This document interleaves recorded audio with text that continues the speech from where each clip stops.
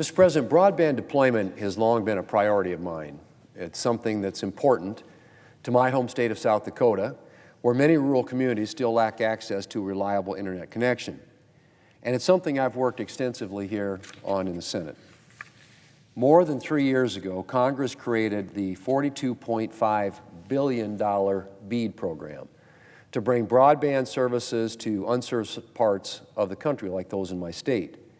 It was the single largest federal investment in broadband expansion ever made. But to date, it has not connected a single household to the internet.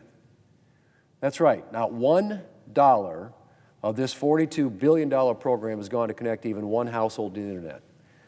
Now, you might ask why.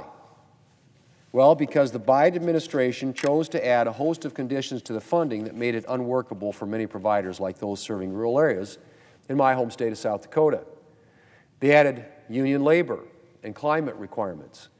And despite the law itself banning rate regulation, the Biden administration tried to add that too. The Biden administration took a program that promised to advance an important bipartisan priority and overburdened it with rules and mandates.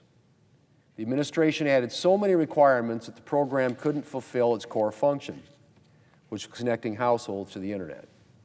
So we're in a situation today where you have a $42 billion program that hasn't connected a single household to the internet after, I might add, 3+ years since its enactment.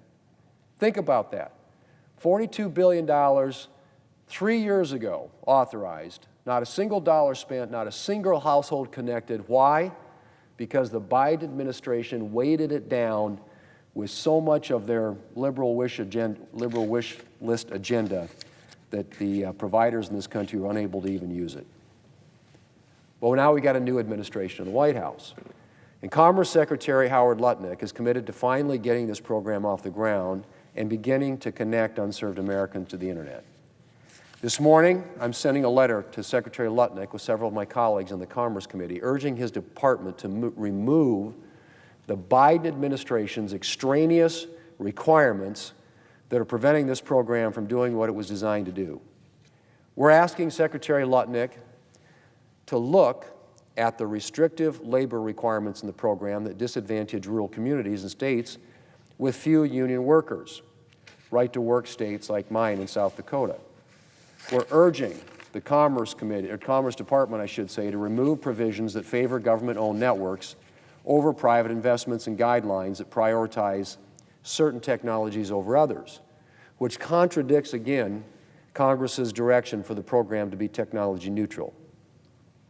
And we are urging the elimination of climate change mandates and rate regulation that create unnecessary barriers that slow deployment and increase costs. These regulations undermine the very purpose of the BEAD program. And by reviewing and ultimately eliminating these unnecessary requirements, we can ensure that this funding is finally deployed to expand broadband access to unserved areas quickly and efficiently. I appreciate that President Trump and Secretary Lutnick are both focused on ensuring that this program lives up to its goal. And I look forward to continuing to work with them to eliminate the red tape that has undermined its effectiveness and meant that not a single dollar or single household, single dollar spent or single household connected in 3+ years since its enactment. That's, frankly, it's staggering.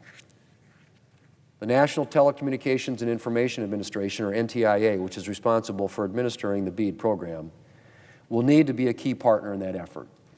This afternoon, the Commerce Committee is holding a hearing with Ariel Roth, a staffer for the Commerce Committee and President Trump's nominee to lead the NTIA.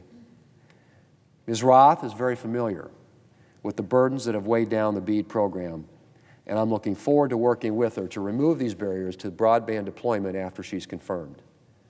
Mr. President, many parts of our country have waited a long time for broadband deployment, and the unnecessary and extraneous rules the Biden administration imposed on the BEAD program have only prolonged that wait. It is time It is high time, Mr. President, to remove these barriers and start getting households connected to the internet.